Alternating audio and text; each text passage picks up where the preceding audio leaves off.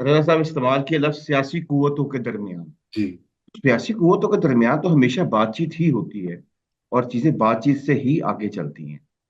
लेकिन अगर एक कुव्वत सियासी ना हो, वो एक बेसिक कल्ट हो, तो फिर आप क्या करेंगे? सवाल तो ये है ना। उसकी जी। फॉर्मेशन ही कल्ट के तौर पे हो, और एक कुव्वत जिसको लॉन्च इसलिए किया गया हो कि उसे पाकिस्तान में सियासत को खत्म करना है, जिसका टारगेट ही सियासतदान, पार्लिमान और कॉन्स्टिट्यूशन हो, तो वो कैसे बात करेंगे? देखिए, कास्टिंग तो वही है ना। हुआ ये है कि बट चेंज हो गया है। जी। Gun is same, the butt is change. पहले बट था पार्लिमान, सही। पॉलिटिशियंस। ठीक। बाद में बट आ गया अदारे। वो किसी से बात नहीं करेंगे जनाब, और ना ही उनको बात, ना ही उनकी कास्टिंग में है कि वो बात करें। राइट। जी। तो देखिए आगा साहब, वो तो आपकी बात मैं समझ रहा हूं, बहुत से लोगों का यही कहना है कि क्या पाकिस्तान तहरीक इंसाफ जो है वो एक सियासी कुव्वत के तौर के ऊपर वो एक्ट भी करना चाहते हैं कि नहीं चाहते। देखिए अब वाकया इस तरह की, ये बात आपकी दुरुस्त है कि जिस तरह से उनको लॉन्च किया गया, बनाया गया, सब तारीख का हिस्सा है, रिकॉर्डेड है सबको। अब तो ये वो कोई सीक्रेसी भी नहीं रही, हमूदुर रहमान कमीशन रिपोर्ट की खुद ही कहने वाले, उन्होंने खुद ही सभी कुछ कह दिया हुआ है।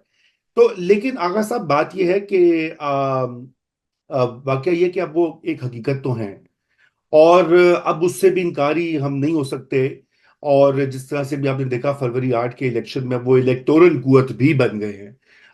पहले तो ये था कि 2018 का तो हमें पता है कि किस तरह वो इलेक्शंस मैनेज किए थे एस्टेब्लिशमेंट ने उनके हक में। इस बार उनकी एक जेन्युइन सपोर्ट भी है। अब इस सूरत हाल में आप ये नहीं समझते कि जो बड़े हमारे सियासतदान हैं, मियां साहब या जरदारी साहब, उनको ये देखना पड़ेगा कि मुल्क में सियासी प्रोसेस को कैसे आगे बढ़ाया जाए। इस कुवत जो है, आप उसे कल्ट भी कह लें जो भी वन मैन शो कह लें, जो भी आप, अब वो एक बहुत बड़ी, उनके पीछे लाखों वोटर्स हैं मौजूद।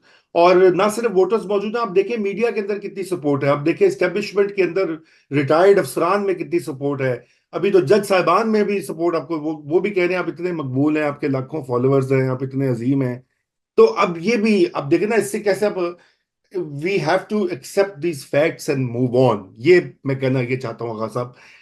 उसके हवाले से बताएं कि क्या लाया अमल आगे है। देखिए, आपके पास यानी कि आपसे मुराद हम सब लोग हैं, जिसको मैं रियासत की डिक्शन इस्तेमाल करूं। हमारे पास सिर्फ एक ऑप्शन है। एक लॉ बनाएं कि ये शख्स जो भी कुछ कर चुका या करेगा, वो कानून के दायरे में नहीं आएगा, और आप उसको रिलीज कर दें, और वो आपसे बात करने को तैयार हो जाएगा। अगर आप ये कर सकते हैं, और पाकिस्तान के कॉन्स्टिट्यूशन में ऐसी, या पीआर उसमें पीआरसीपी में, सीआरपीसी में कोई ऐसी अमेंडमेंट कर सकते हैं, तो आप कर लें। उसके बगैर कोई बात नहीं होगी। दे आर हेडिंग टूवर्ड्स मई 9। मैं बहुत कैटेगोरिकली लिख रहा हूँ। एवरीथिंग इज, आज आपने मंगोरा की जो बात की, आपने मंगोरा में आपने चार्ल्स मॉब से जो गुफ्तगू सुनी है, उसमें से मैं दो चीजें आपसे डिस्कस कर लेता हूँ। We will take revenge those who have kept us in jail for 1 day, we will keep them in jail for 100 days. We will, then I will give the call for march to Islamabad. KPK police will lead us in this struggle. In struggle, the word is struggle. When IK will allow us, we will march on Islamabad, and this government will not be a fine to. This is what they plan, they want. बहुत simple है यार, आपने CrPC में change ही करनी है कि नहीं। I mean, क्या नाम है इसका, इमरान खान न्याजी, वाल फलाना फलाना Niazi, he may not be arrested, or even I mean, to ask about any case, any conduct he has done or he would do. इससे नीचे बात नहीं होगी रजा रूमी साहब। किसी ख्याल में आप है तो निकल जाएं।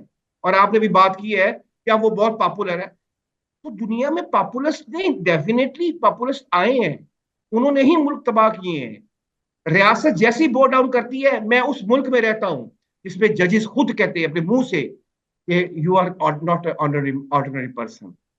जस्ट इमेजिन, पाकिस्तान की सबसे बड़ी अदालत ये कहती है कि we are sad to see you in jail. A judge can be sad to see someone in jail if this someone is not an accused or is not a convict. meaning by the judge has given a verdict that he is an innocent person. हाँ, वो शायद शायद मेरे ख्याल से आपको पता है कि एक तनाजुर भी है आगा साहब, जो देखिए रजा रुजमी साहब, प्लीज वही आप भी वही बातें कर रहे हैं। हम आगे हैं पंचायत सिस्टम में, तनाजुर है, मिट्टी पाओ, चलो यारी का दोस्ती कर लिए और माफ कर दो। यार फैसला करें इस मुल्क में, अगर पंचायत सिस्टम है तो खत्म कर दें आप यार।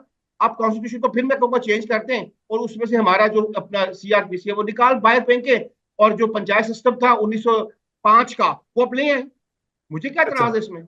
इजाज साहब बड़ा मुस्कुरा रहे हैं आपकी बातों से। वो जी इजाज अहमद साहब, मैं ये आपने आगा साहब का की सुनी दलाइल, और बातों में वजन तो बिल्कुल है कि कानून सबके लिए लागू होना चाहिए, हर पाकिस्तानी शहरी अदालत के लिए बराबर होना चाहिए, और है, आइन तो यही कहता है, और अगर उसमें कोई इम्तियाजी सुलूक किया जाता है तो वो प्रॉब्लम होता है। लेकिन मैं आपसे इजाज साहब, ये स्पेसिफिकली इन्होंने जलसे की बात की, आप बताइए कि आपके पास क्या मालूमात हैं, ये कोई गुफ्तगू का कोई तरीका वसीला बन सकता है? देखिए, पीटीआई के लोग तो यही कह रहे हैं कि जनाब इमरान खान साहब तैयार हो गए हैं और अब वो गुफ्तगू करेंगे, लेकिन करेंगे किससे? आर्मी चीफ से। या आर्मी चीफ खुद कोई बंदा नामजद कर देंगे कि ये मेरा आदमी है, इससे मुज़ाकरात करें, तो फिर उससे मुज़ाकरात होंगे। क्योंकि इमरान खान साहब ने कल भी ये फरमाया है कि मुज़ाकरात ताकतवर से ही करूंगा, क्योंकि उसके बगैर फायदा नहीं है। हाँ। अब आप मुझे जरा दो चीजें मैं मतलब मैं करना चाहता हूँ। एक तो हमारी बदकिस्मती ये हुई है कि हमारा सिस्टम जो है वो ब्रेक डाउन कर गया है ऑलमोस्ट। मुल्क रुका हुआ है, मुल्क जाम है। आप देखिए ना, पार्लियामेंट आगे चल रही है, हुकूमत को तो कोई मसला ही नहीं है, वो चीन के दौरे पर है। जो मर्जी होता रहे अंदरूनी मुल्क। जब तक आपकी पॉलिटिकल स्टेबिलिटी नहीं आएगी, आपकी इकोनॉमिक स्टेबिलिटी नहीं आएगी, ये सारे बावर करा रहे हैं। लेकिन प्राइम मिनिस्टर साहब को इसके ऊपर कोई मसला दिखाई नहीं देता। वो अपने काम में लगे हुए हैं कि जनाब ठीक है, मैं बैरून मुल्क दौरे कर लूं, कामयाब दौरे करार दे दूं, तारीखी दौरे करार दे दूं, कुछ मुआहदे कर लूं। लेकिन वो वायदों पर अमल दरामद उस वक्त होना ना जब पॉलिटिकल स्टेबिलिटी होनी है। पॉलिटिकल स्टेबिलिटी का आलम यह है कि पीटीआई के 90% लोग नए हैं, उनको पार्लियामान में बोलने का पता नहीं, लेकिन वो चाचू को बोलने नहीं देते। चाचू, प्राइम मिनिस्टर साहब का जो मकामी जो है नाम है वो चाचू है, वो उनको भी नहीं बोलने देते, उनकी पार्टी को भी नहीं बोलने देते। हालांकि प्रॉब्लम पीटीआई ने, अब देखिए ना, मैं 34-35 साल से कर रहा हूँ, और आगा इकरार हारून को मैं 34 साल से सुन भी रहा हूँ कि वो हमारे यहाँ जब पॉलिटिकल पार्टी टिकट देती है पार्लियामान के लिए, तो ये देखते हैं कि इनकी कॉम्पिटेंस किस शोबे में है। और खास तौर पर एक इकोनॉमी में कितने लोग हैं जो कॉम्पिटेंट हैं। आपको बजट अब सर पे है, और पीटीआई को यह नहीं पता है कि कट मोशंस कैसे जमा कराने हैं, लेकिन सिस्टम नहीं चल रहा। अब उसी सिस्टम चूंकि नहीं चल रहा एक आदमी की पॉपुलिज्म की वजह से, तो इसलिए ये सारे मसाइल हैं। और वो आप जैसे दानिश्वर भी ये कहते हैं कि जनाब पॉपुलर तो हो गए, अब क्या करें, अब इनसे बात करें। लेकिन मुझे आप भी एक सवाल का जवाब दें। तहरीक तालिबान पाकिस्तान जो है, कलअदम तहरीक तालिबान पाकिस्तान, क्या उसको इजाजत दी जा सकती है इलेक्शन लड़ने की? बहुत पॉपुलर है। अगर तहरीक तालिबान को आप दे आज इजाजत, तो शायद सारा खैबर पख्तूनख्वा वो जीत जाए। कराची में बहुत सारी सीटें जीत जाएंगे, सिंध में जीत जाएंगे, पंजाब में जीत जाएंगे। मुझे, आप यकीन करें, मैं रोज कुछ सैकड़ों मैसेज पढ़ता हूँ। पीएचडी किस्म के लोग, पीएचडी पढ़े हुए, एमफिल किए हुए लोग, वो अफगानिस्तान की मिसालें देते हैं। वो देखे जी अफगानिस्तान कितना अच्छा है, वहाँ टीटीए क्या कर रही है, वो जनाब बड़े जबरदस्त लोग हैं। सवाल ये है कि क्या क्रिमिनलिटी को सियासत से अलग करना है कि नहीं नहीं, करना? लेकिन एक साहब, एक इजाज बात भाई। मेरे को मुकम्मल हो जाने दें, एक दो जुमले। हाँ। एक आदमी बहुत पॉपुलर है, कोई शक नहीं, लेकिन आप मुझे बता दीजिए कि निशान से लेकर अब तक मसलन 5% रिजल्ट आया तो उन्होंने कहा मैं सारी सीटें जीत गया, 180 सीटें। क्या इलेक्शन नतायज ऐसे होते हैं? और क्या सियासतदान ऐसे करता है? फिर आपने आपने अपनी पार्टी का इलेक्शन नहीं कराया, 6 साल हो गए, अब आपकी पार्टी बैन हो जाएगी तो आप शोर डालेंगे। और फिर आप बात वो कर रहे हैं जो आइन में नहीं, और आप कहते हैं मैंने आइन और जमहूरियत को बिल्ड करना है।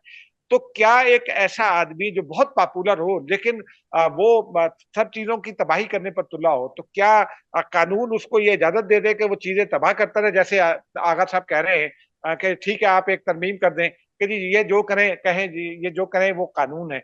यही प्रॉब्लम है कि वो ये कह रहे हैं कि मैं जो समझता हूं, मैं जो कहता हूं वो कानून है, और बाकी जो कहते हैं वो कानून नहीं है। अब यही प्रॉब्लम है।